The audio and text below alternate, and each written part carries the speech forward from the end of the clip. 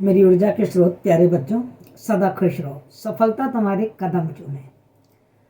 आज हम नई कविता के प्रवर्तक प्रयोगवादी कवि सच्चिदानंद हीरानंद वात्स्यायन अज्ञे जी की द्वारा लिखी हुई नदी के द्वीप कविता पढ़ने जा रहे हैं, जो उनके काव्य संग्रह हरी घास पर खनवर से लिया गया है। और सच बताऊं बेटा, ये कविता जब मैंने पढ़ी तो मुझे लगा यदि इस कविता को ढंग से पढ़ लिया जाए, पढ़ के समझ लिया जाए और समझकर यदि जीवन में उतार लिया जाए तो जीवन का हर क्लेश, हर कलह, चाहे वो परिवार में हो, चाहे वो समाज में हो, चाहे वो पड़ोस में हो, चाहे रिश्तेदारी में हो, और चाहे आपके ऑफिस, कार्यस्थल, व्यापार कहीं भी हो, हर जगह हम उस समस्या का समाधान कर सकते हैं। बस जरूरत है एक दूसरे के अस्तित्व को समझने की और स्वीकार करने की। और यही सीख हमको ये कविता देती है। ऐसा जब मैंने इस कविता को पढ़ा, कविता में एक बड़ी जबरदस्त क्षमता होती है, व्यंजना शब्द शक्ति होती है, उसमें व्यंजना होती है।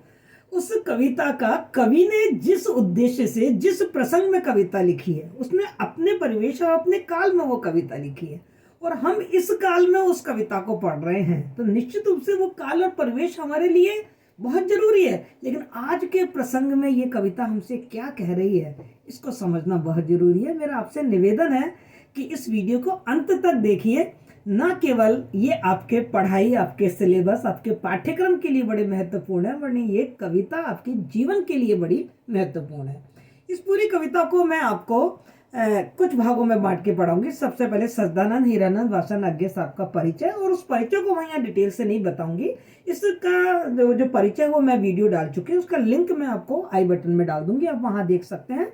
फिर मैं नदी के द्वीप कविता का अपन पाठ करेंगे, आनंद लेंगे उस कविता का, और फिर उसमें जो शब्दार्थ आएंगे वो शब्दार्थ आपको बताएंगे, देन व्याख्या करेंगे। इस कविता की 4 स्टैंजा है, 4 स्टैंजा की अलग अलग व्याख्या करेंगे। मैं उस कविता का मूल प्रतिपादन, संदेश आपको बताऊंगी, और सबसे अंत में इस कविता की काव्यगत विशेषताएं मैं आपको बताऊंगी। तो आइए हम देखते हैं इस कविता का। सबसे पहले किस कविता में कवि ने कहा क्या है, एक बार इस कविता का आप आनंद लीजिए। जिस हिसाब से मैं कविता को पढ़ रही हूँ, प्लीज आनंद लीजिए आप। कविता है, हम नदी के द्वीप हैं, हम नदी के द्वीप हैं, हम नहीं कहते कि हमको छोड़कर स्रोत स्वेनी बह जाए। स्रोत स्वेनी माने नदी। हम नदी के द्वीप हैं, हम नहीं कहते कि हमको छोड़कर स्रोत स्वेनी बह जाए। वह हमें आकार देती है, हमारे कौन, हमारी गलियां, अंतरीप, उभार, सैकत कुल, सब गोलाइयां उसकी गढ़ी हैं। माँ है वह, इसी से हम बने हैं, किंतु हम द्वीप हैं, हम धारा नहीं हैं। किंतु हम द्वीप हैं, हम धारा नहीं है। स्थिर समर्पण है हमारा, हम सदा से द्वीप हैं स्रोत स्वेनी के, किंतु हम बहते नहीं हैं। किंतु हम बहते नहीं हैं, क्योंकि बहना रेत होना है। हम बहेंगे तो रहेंगे ही नहीं, हम बहेंगे तो रहेंगे ही नहीं। पैर उखड़ेंगे, प्लवन होगा, ढहेंगे, सहेंगे, बढ़ जाएंगे, और फिर हम पूर्ण होकर भी क्या कभी धार बन सकते हैं? और फिर हम कभी पूर्ण होकर भी क्या कभी धार बन सकते हैं?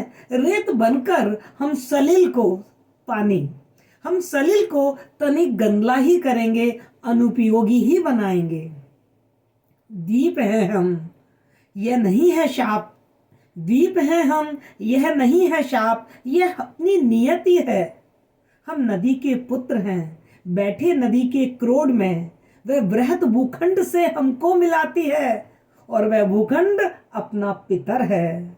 नदी तुम बहती चलो, नदी तुम बहती चलो, भूखंड से जो दाय हमको मिला है, मिलता रहा है, मांझती संस्कार देती चलो। यदि ऐसा कभी हो, यदि ऐसा कभी हो तुम्हारे आह्लाद से, या दूसरों के किसी स्वेराचार से, अतिसार से तुम बढ़ो, प्लावन तुम्हारा घर घरा उठे, वह स्रोत स्वेनी ही कर्मनाशा, कीर्तिनाशा, घोर काल प्रवाहिनी बन जाए, तो हमें स्वीकार है वह भी, तो वह स्वीकार है हमें। फिर छनेंगे हम, फिर छनेंगे हम, जमेंगे हम, फिर कहीं पैर टेकेंगे, कहीं फिर से खड़ा होगा नए व्यक्तित्व का आकार, मात उसे फिर संस्कार तुम दे देना।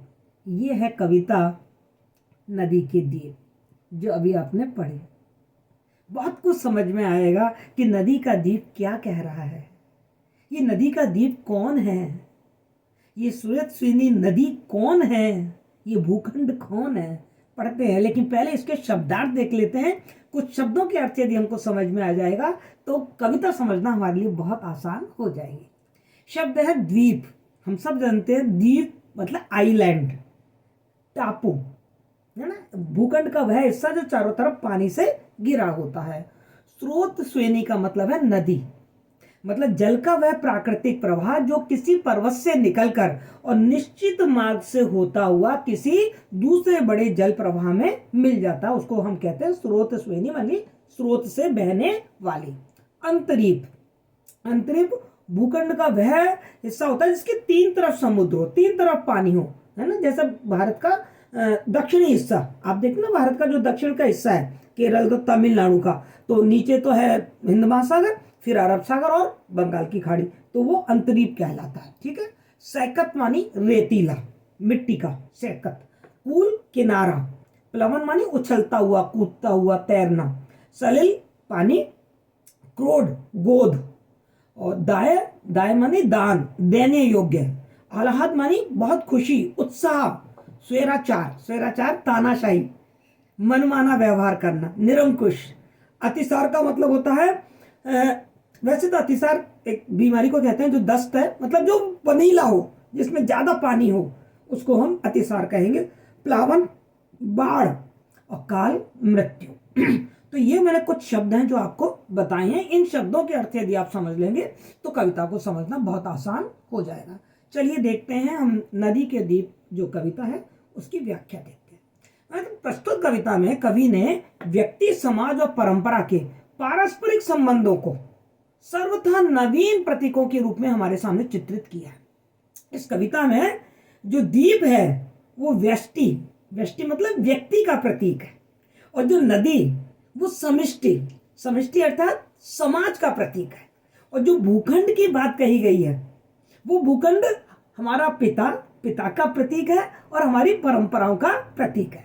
कवि का कथन है कि समष्टि का अंग होते हुए भी व्यष्टि का अपना महत्व है, यानी कि समाज हमारे लिए बहुत जरूरी है। बिना समाज के हम बन नहीं पाएंगे, जी नहीं पाएंगे, हमारे व्यक्तित्व का विकास नहीं हो पाएगा। पर व्यक्ति का अपना भी कोई महत्व है। समाज हो जाना व्यक्ति का प्रकृति नहीं है, व्यक्ति की अपनी एक निजी पहचान भी है और उस पहचान को हमें समझना बहुत जरूरी है। मैं आपको एक चित्र के माध्यम से थोड़ा सा पहले इसकी भौगोलिक स्थितियां समझा देती हूँ, जिससे आप बहुत आसानी से इस कविता को समझ पाएंगे। देखिए, ये है पूरा द्वीप, दिख रहा है आपको द्वीप, पानी के ऊपर पूरा उभरा हुआ, जो चारों तरफ से जो पानी से घिरा हुआ है वो द्वीप है। अब ये हिस्सा देखिए आप, अंतरीप है ना, तीन तरफ से समुद्र से घिरा हुआ है वो अंतरीप है। और इस तरीके से देखो कोण बने हुए हैं, जगह जगह कोने बने हुए हैं, कोण। कभी जो द्वीप है उसमें कहीं कहीं गोलाइयां बनी हुई हैं। देखो ये मिट्टी का किनारा है, ये सैकत कूल है, ये देखो अंदर कुछ गलियां बनी हुई हैं, है ना, जहां पानी घुस गया है, ये उभार है, ये धारा है, ये देखिए दूसरा द्वीप है, आपको दिख रहा होगा, और ये भूखंड है जो कि नदी के पार जो जमीन है वो ये भूखंड है, और ये पूरी नदी है। इस तरीके से मैंने ये चित्र में आपको ये एक भौगोलिक आकार बना के बताया कि किस तरीके से द्वीप है। अब ये देखो, ये जो द्वीप बना है नदी के बीच में, ये द्वीप बना कैसे है? नदी बहती हुई आती है, और नदी जब बहती हुई आती है तो वो अपने साथ मिट्टी, पत्थर बहा के लेके आती है ना। आपने सुना होगा ऋतु विखंडन, अपर्दन, पहाड़ टूटते हैं, इसको ऋतु विखंडन कहते हैं। अपर्दन वो सारा जो मलबा होता है वो नदी अपने साथ बहा के ले आती है और लाके वो जगह जगह जमाती रहती है, वो जमता रहता है, जमता रहता है, और जब वो हिस्सा ऊंचा हो जाता है तो वो क्या बन जाता है? टापू बन जाता है, या फिर जमीन का हिस्सा है दूर तक आया हुआ है, और जहां पर नीचाई है वहां पर नदी आ गई है, तो जो धरती का हिस्सा ऊंचा रह गया वो क्या बन गया? द्वीप। तो इस द्वीप को बनाया किसने? इस नदी ने। इसके आकार को जो आकार दिया है इस द्वीप को, वो किसने दिया? नदी ने दिया। क्योंकि नदी का जो पानी है, उस पानी की चोट से ही तो इसकी गोलाइयां बन रही हैं, गहराइयां बन रही हैं, अंतरीप बन रहे हैं, कोण बन रहे हैं। क्योंकि पानी बह बह के आ रहा है, धारा बह बह के आ रही है, उसका प्रेशर पड़ रहा है, उसके साथ पत्थर आ रहे हैं, उसके साथ मिट्टी आ रही है। इस तरीके से ये अपना द्वीप बन जाता है। अब देखिए, आपको ये व्याख्या बहुत अच्छी तरीके से समझ में आएगी। इसका पहला जो अनुच्छेद है वो है, हम नदी के द्वीप हैं, हम नहीं कहते कि हमको छोड़कर स्रोत स्वेनी बह जाए। वह हमें आकार देती है, हमारे कौन, गलिया, अंतरीप, उभार, सैकत, कुल सब गोलाइयाँ उसकी गढ़ी है, माँ है वह, इसी से हम बने हैं। कवि ये कहना चाहता है कि जो नदी के द्वीप हैं उनके माध्यम से कवि कह रहा है कि द्वीप कह रहे हैं कि हम नदी के द्वीप हैं। हम ये नहीं चाहते कि ये नदी हमको छोड़कर आगे बह जाए। यदि ये नदी हमको छोड़कर आगे बह गई तो हम द्वीप कहाँ रह जाएंगे? भाई, द्वीप तो उसको कहते हैं ना जिस भूखंड के चारों तरफ पानी है, उसी को तो द्वीप कहेंगे। और जब जो पानी है यदि उसी द्वीप को छोड़कर आगे चला गया तो फिर वो द्वीप कहाँ रह गया? वो तो फिर भूखंड हो गया, तो उसका अस्तित्व तो खत्म हो गया। तो कहते हैं कि हम नहीं कहते कि हमको छोड़कर ये नदी आगे बह जाए, हम तो चाहते हैं ये नदी यहीं रहे। कहने का भाव ये है कि यहाँ पर जो द्वीप है वो व्यक्ति है और जो नदी है वो है समाज। तो यहाँ व्यक्ति ये कह रहा है कि हम व्यक्ति हैं और हम नहीं चाहते कि समाज हमको छोड़कर आगे चला जाए। या तो हम समाज को छोड़ दें या समाज हमको छोड़ दे, ऐसा संभव नहीं है। क्यों? क्योंकि हम व्यक्ति समाज में रहकर ही अपना संस्कार, अपना सभ्यता, ये सब हम समाज में रह के ही तो सीखते हैं। समाज में रह के तो हमारे व्यक्तित्व का निर्माण होता है। जब हम सब लोगों के साथ रहते हैं तभी तो हमारे अंदर संस्कार जगते हैं, तभी तो मानवीय मूल्य जगते हैं। कहा था ना अरस्तु ने कि मनुष्य एक सामाजिक प्राणी है और जो मनुष्य समाज में नहीं रहता वो या तो पशु है या फिर देवता है। लेकिन यदि मनुष्य है तो उसको समाज में रहना जरूरी है। तो यहाँ पर कवि व्यक्ति के साथ साथ समाज का महत्व बता रहा है। व्यक्ति का भी महत्व है। हम नदी के द्वीप हैं, हम द्वीप हैं। हम नहीं चाहते कि समाज हमसे अलग हो जाए या हम समाज से अलग हो जाए। तो हम नदी के द्वीप हैं, हम नहीं कहते कि हमको छोड़कर स्रोत स्वेनी बह जाए, नदी बह जाए। अर्थात हम समाज को छोड़कर रहना नहीं चाहते। क्यों नहीं चाहते? क्योंकि वह हमें आकार देती है, हमारे कौन, हमारी गलियां, हमारे अंतरीप, उभार, सैकत, कुल सब गोलाइयां उसकी गढ़ी है। जिस तरीके से जो नदी है, नदी उस जो द्वीप है उस द्वीप की गोलाइयों को, उसके उभार को, उसके अंतरीप को, उसके मिट्टी के मैदान जो हैं, उसके रेतीली जो मैदान है, उन सबको कौन गढ़ता है? नदी। जैसे मैंने अभी आपको बताया कि नदी अपने साथ मिट्टी बहा के लाती है, नदी अपने साथ कंकड़ पत्थर बहा के लाती है और उनको एक साथ जमा कर देती है और वो जमा करके ही तो वो द्वीप बना। तो एक तरीके से नदी ही तो उस द्वीप की जन्मदाता हुई। तो वो हमारी गोलाइयां बनाती है, वो हमारे अंतरिप बनाती है, सब कुछ बनाती है। हम कैसे चाहेंगे कि ये नदी हमको छोड़ के चली जाए? भाई, हमारा तो अस्तित्व ही इस नदी पर ही डिपेंडेंट है। यदि नदी नहीं है तो हम द्वीप ही नहीं रहेंगे, हमारा कोई आकार प्रकार ही नहीं बनेगा। बिल्कुल उसी तरीके से यदि समाज नहीं होगा तो हमारे अंदर प्रेम, सद्भावना, परोपकार, करुणा, दया, ये सारी भावनाएं कहां से आएंगी? कहां से सामाजिकता सीखेंगे? कैसे परिवार, किस तरीके से रिश्तेदारी, कैसे आपसी जो संबंध है? और सब एक समाज में तो सब एक दूसरे पर डिपेंडेंट है। कोई भी व्यक्ति ये तो है नहीं कि अपने आप में पूर्ण है। हम सबके साथ मिलकर ही तो कोई चीज काम करते हैं। मतलब हम सब क्या है, छोटे छोटे पुर्जे हैं और छोटे छोटे पुर्जे मिलकर ही पूरा समाज बनता है। और कोई जैसे मशीनरी के छोटे छोटे पुर्जे होते हैं और उन पुर्जों से जुड़ के पूरी मशीन बनती है, तो वो आउटपुट देती है। इसी तरीके से हम व्यक्ति, जैसे पुर्जे का अपना एक महत्व है कि उस पुर्जे के बिना, एक छोटी सी कील के बिना भी वो मशीन काम नहीं करेगी, ऐसे ही व्यक्ति का भी अपना महत्व है। उस एक व्यक्ति के बिना पूरा समाज का कोई, वो समाज में अधूरापन रह जाएगा। तो कवि यही कहना चाहते हैं कि व्यक्ति का अपना महत्व है और व्यक्ति का महत्व समाज के साथ रहने में ही है। उसी तरीके से कवि क्या कह रहा है कि माँ है वह, इसी से हम बने हैं। मतलब नदी के जो द्वीप है वो कह रहे हैं कि ये जो नदी है ये हमारी माँ है, इसने हमको जन्म दिया है। बिल्कुल उसी तरीके से जैसे माँ अपने संतान को जन्म देती है और संतान को संस्कार देती है, संतान को सभ्य बनाती है, उसी तरीके से इस नदी ने इन द्वीप को बनाया है। तो यहाँ पर हम तीन तरीके से इस कविता को समझे कि जो यहाँ पर द्वीप जो नदी है वो द्वीप को बना रही है। समाज के संबंध में द्वीप का मतलब आ रहा है व्यक्ति, और माँ के संबंध में द्वीप का मतलब आ रहा है संतान। कि माँ जैसे संतान को सभ्य बनाती है और सुसंस्कृत बनाती है, ऐसे ही ये नदी द्वीप को बना रही है। और उसी प्रकार जो समाज होता है वो समाज व्यक्ति को सभ्य बनाता है, संस्कार देता है, सुसंस्कृत करता है। ये भाव इस पैराग्राफ में, इस अनुच्छेद में जो कवि है वो हमें बताना चाह रहा है कि समाज व्यक्ति के लिए माँ के समान है, क्योंकि व्यक्ति समाज में ही रहकर अपना विकास कर सकता है। क्लियर, समझ आया? अब दूसरा पैराग्राफ पढ़ते हैं। दूसरा पैराग्राफ है, किंतु हम हैं द्वीप, हम धारा नहीं है, स्थिर समर्पण है हमारा, हम सदा से द्वीप हैं स्रोत स्वेनी के, किंतु हम बहते नहीं हैं, क्योंकि बहना रेत होना है, हम बहेंगे तो रहेंगे ही नहीं।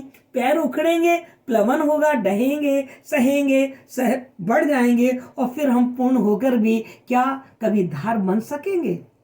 रेत बनकर हम शरीर को तनिक गंदला ही करेंगे, अनुपयोगी ही बनाएंगे। वो कह रहे हैं कि हम द्वीप हैं, धारा नहीं है, हमारा अपना एक अलग अस्तित्व है, हम नदी की धारा नहीं है। हमारा जो समर्पण है नदी के प्रति वो बहुत स्थिर समर्पण है। हमारा काम है, हम हमेशा से ही नदी के द्वीप बने रहे हैं। हम धारा हमसे अलग है, धारा तो बह जाती है, हम बहते नहीं हैं, हम नदी के साथ ही रहते हैं, नदी के ही बीच में हम बने रहते हैं। क्योंकि जो द्वीप है वो ऐसा कर ही नहीं सकते, वो तो नदी का एक हिस्सा है। उनका जो समर्पण है नदी के प्रति वो बिल्कुल स्थिर समर्पण है, वो नदी को छोड़कर भागते नहीं है। जैसे व्यक्ति समाज को छोड़कर कहीं नहीं जा सकता, उसी प्रकार जो समाज है वो व्यक्ति से है और व्यक्ति समाज से है। भाव यह है कि यदि द्वीप नष्ट हो जाएगा, यदि द्वीप बह जाएगा, तो फिर वो क्या करेगा? मिट्टी बन जाएगा।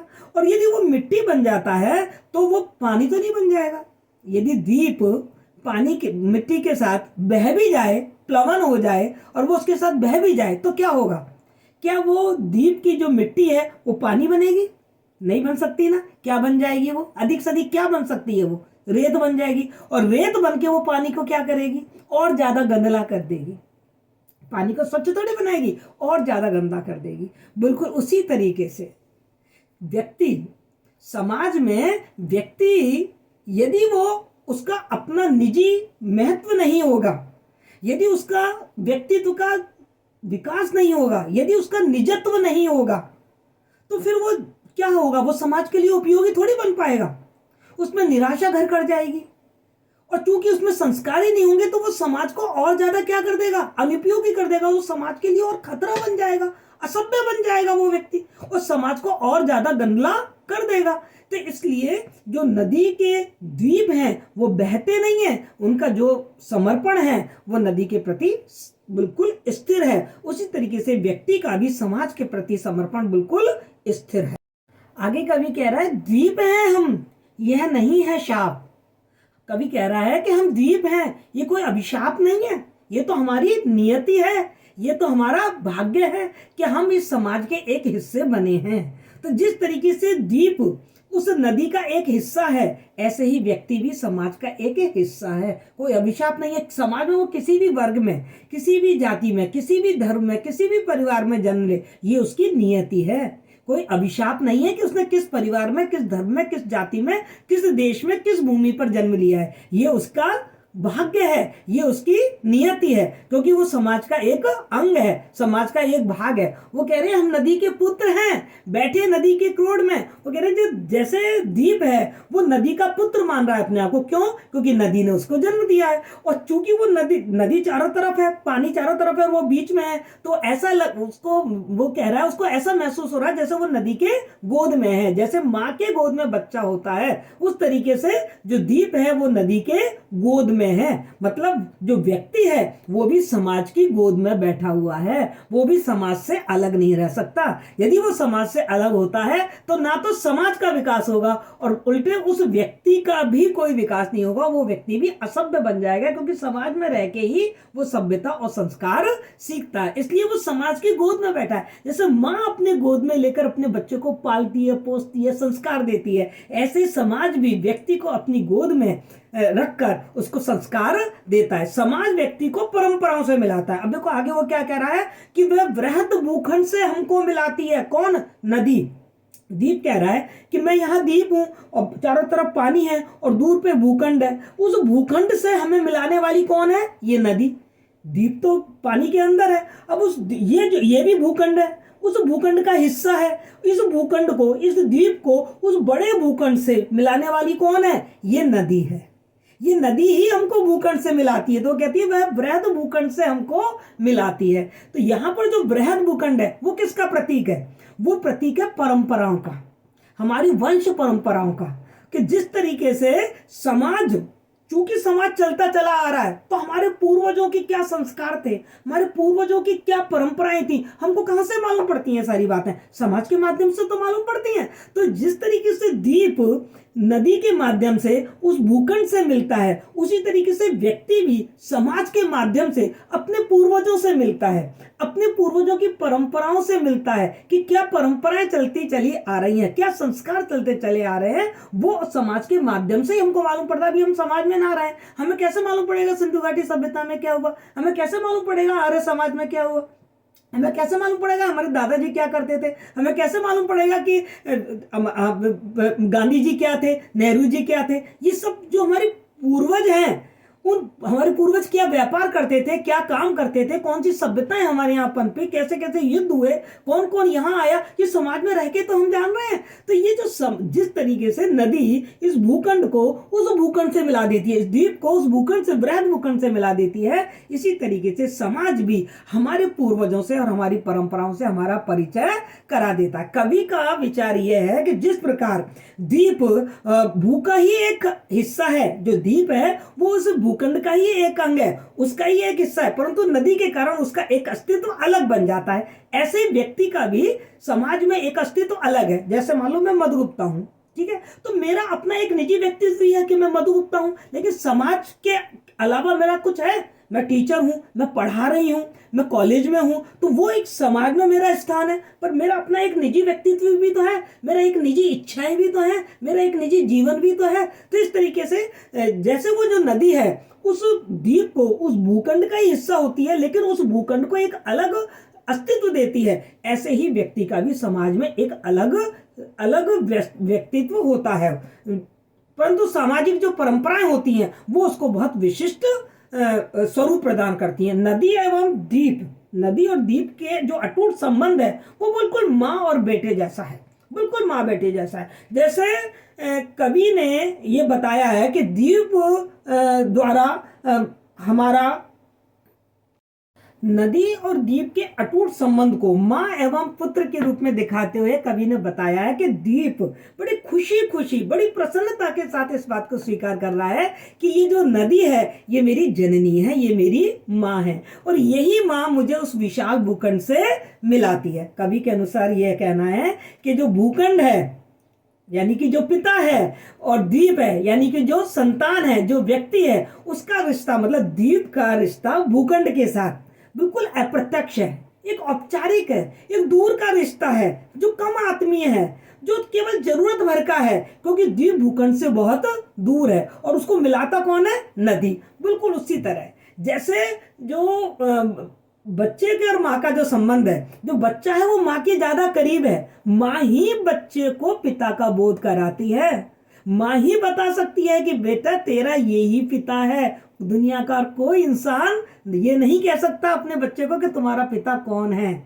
उसका पिता कौन है संतान का, वो केवल माँ ही बता सकती है। तो शिशु पैदा होते ही माँ पर ही निर्भर करता है अपनी सारी मूलभूत आवश्यकताओं के लिए। जैसे जो द्वीप है वो भी नदी पर ही निर्भर है और वो नदी ही उसको उस भूखंड से मिलाती है, बिल्कुल वैसे ही जैसे माँ प्रमाणिक तौर पर बताती है कि ये तुम्हारे पिता हैं। तो इस तरीके से कवि ने भूखंड, नदी और द्वीप, इन तीनों का एक आप प्रतीकों को लेकर इन तीनों का संबंध बताने की कोशिश हमारे सामने की है कि जो द्वीप है वो संतान है, वो व्यक्ति है, जो समाज है, जो नदी है वो समाज है, वो माँ है, जो भूखंड है वो परंपरा है और वो पिता है। चलिए आगे देखते हैं। आगे कवि कह रहा है, नदी तुम बहती चलो।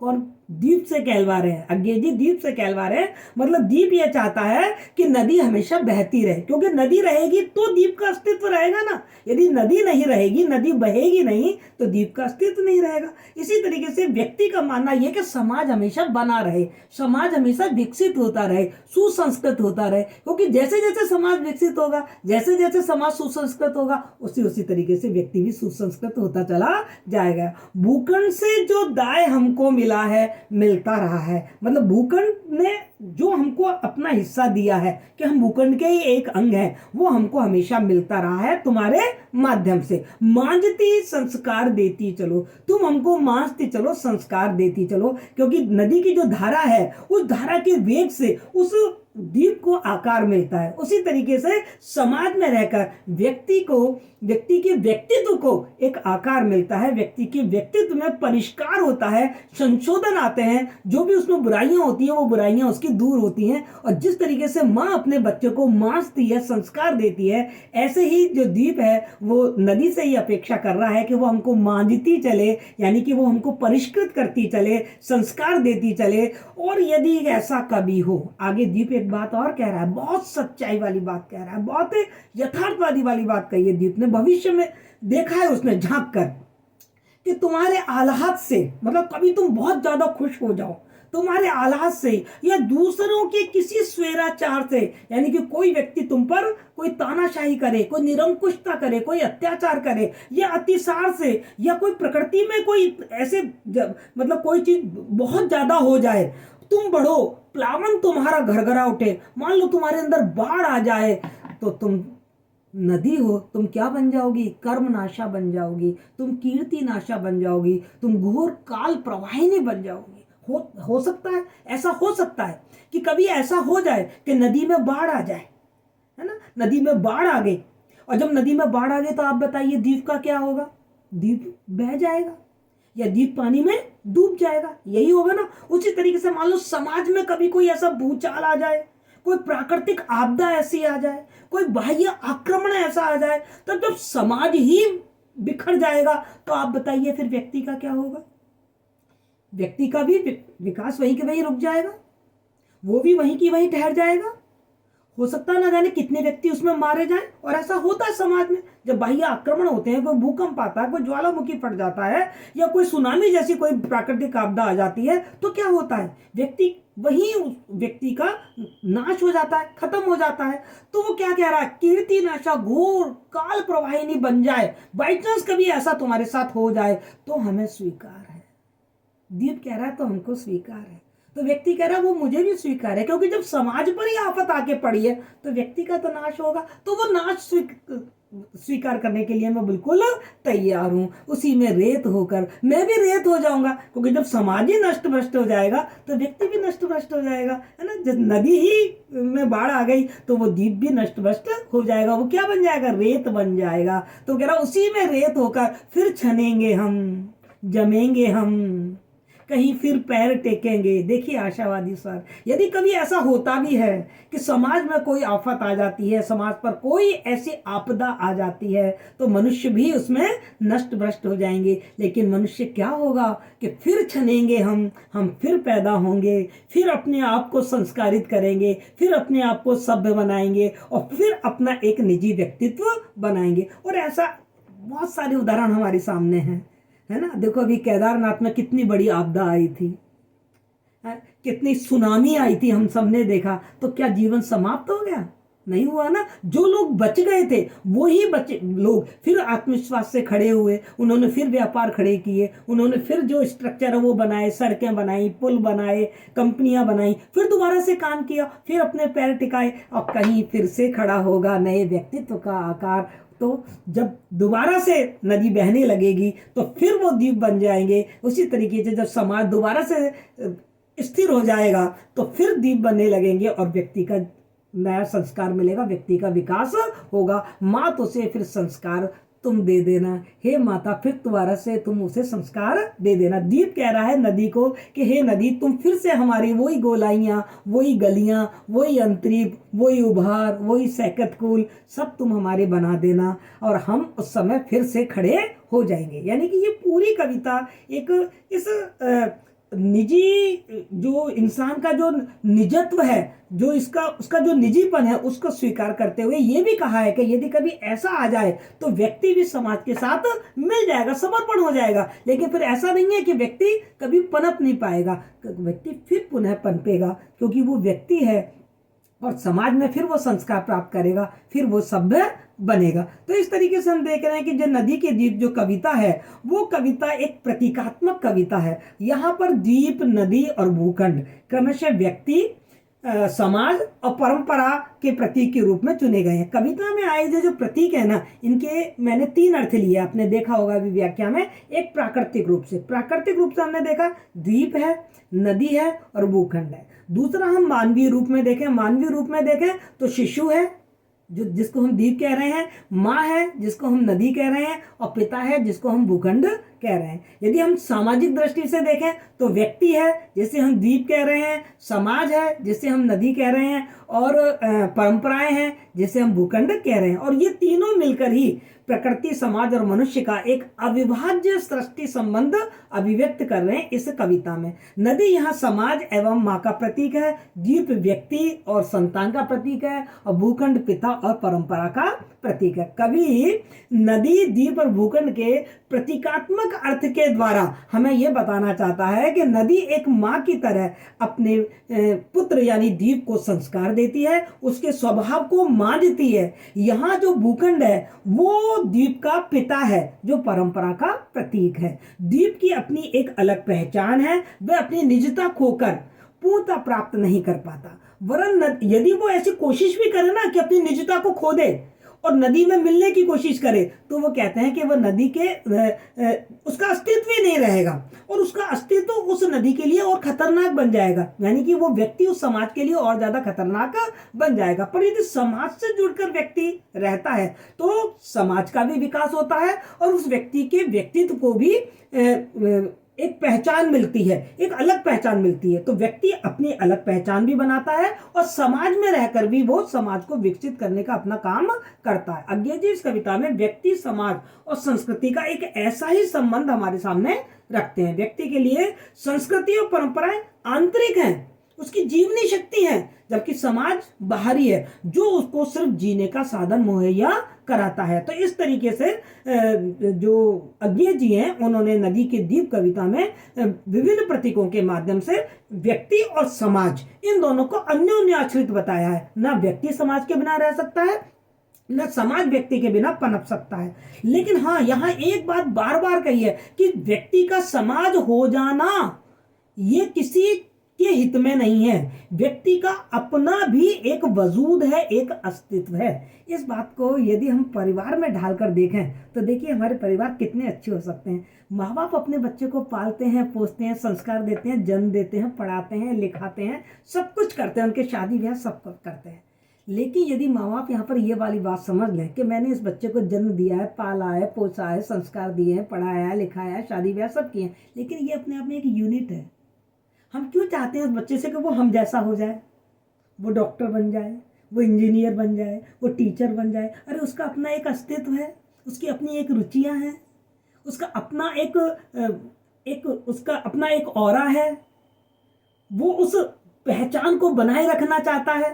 तो यदि माँ बाप इस बात को समझ जाए कि ये द्वीप है, ये नदी में मिल जाएगा तो इस नदी को गंदला ही करेगा, और यदि इसका अपना अलग व्यक्तित्व होगा तो ये अपना व्यक्तित्व का विकास करेगा और उस जो अपनी निजता है उससे ये समाज का भी विकास करेगा। एपीजे अब्दुल कलाम हैं, वैज्ञानिक हैं, उनकी निजता है, उन्होंने वो मिसाइल बनाई, लेकिन क्या उसने समाज को एक आकार नहीं दिया? और क्या इस समाज ने एपीजे अब्दुल कलाम को नहीं बनाया? तो यदि ये संबंध हमको समझ में आ जाता है तो नदी के दीप जो कविता है वो हमारे जीवन को स्वर्ग से भी ज़्यादा सुंदर बना देगी। तो मेरी आपसे यही प्रार्थना है कि इस कविता को थोड़ा समझें और समझ के अपने जीवन में उतारने की थोड़ी सी कोशिश भी करें। आइए देखते हैं नदी के दीप की कुछ काव्यगत विशेषताएं, क्योंकि जब आप व्याख्या करते हैं तो आपको लास्ट में काव्यगत विशेषताएं लिखनी पड़ती हैं। तो सबसे पहले तो आप ये बता दें कि ये जो कविता है वो अस्तित्ववादी दर्शन में विश्वास करती है। अस्तित्ववादी दर्शन क्या होता है कि व्यक्ति के जीवन के को महत्व ज्यादा देता है, यानी कि व्यक्तिवादी, वो व्यक्ति की निजता को महत्व ज्यादा देता है, जो कि इस कविता में दिया गया कि हम नदी के दीप हैं, हम धारा नहीं है, हम नदी के दीप हैं, हमारा अपना एक अलग अस्तित्व है। लेकिन साथ में उसने ये भी बताया है कि व्यक्ति के जीवन में समाज का एक विशिष्ट महत्व है, बिना समाज के व्यक्ति नहीं बन सकता। यदि नदी नहीं होती तो दीप नहीं बन सकता, तो यदि समाज नहीं होगा तो व्यक्ति सभ्य और सुसंस्कारित तो नहीं बनेगा। यानी कि व्यक्ति का अपने अलग से कोई अस्तित्व नहीं है, दोनों अन्योन्याश्रित है। ठीक है। छंद, मुक्त छंद का प्रयोग किया गया है। भाषा बिल्कुल सरल और सहज, स्वाभाविक और विषय के अनुकूल है। जिस तरीके से वो समझाना चाह रहे हैं वो भौगोलिक शब्दावली उन्होंने काम में ली है। और प्रतीकात्मक शब्दावली है, प्रतीकात्मक भाषा है। इसमें जो नदी है, द्वीप है, भूखंड है, ये सब प्रतीक है। मैंने आपको बताया कि जैसे जो नदी है वो समाज का प्रतीक है, माँ का प्रतीक है, जो द्वीप है वो व्यक्ति का प्रतीक है, संतान का प्रतीक है, और जो भूखंड है वो परंपराओं का और पिता का प्रतीक है। तो इस तरीके से अज्ञे जी ने बिल्कुल नवीन सोच के साथ, एक नवीन दृष्टि के साथ हमारे सामने ये कविता रखी है। मैंने आपको ये कविता समझाने की कोशिश की। यदि आपको ये कविता पसंद आई है तो इसको शेयर करें, लाइक करें, और यदि आपके कुछ सुझाव हैं तो कमेंट बॉक्स में अवश्य लिखें। Thank you so much.